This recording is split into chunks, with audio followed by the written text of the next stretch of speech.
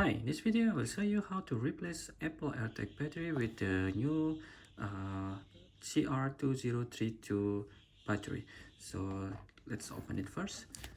Put your thumbs like this and then push it counterclockwise till it pop.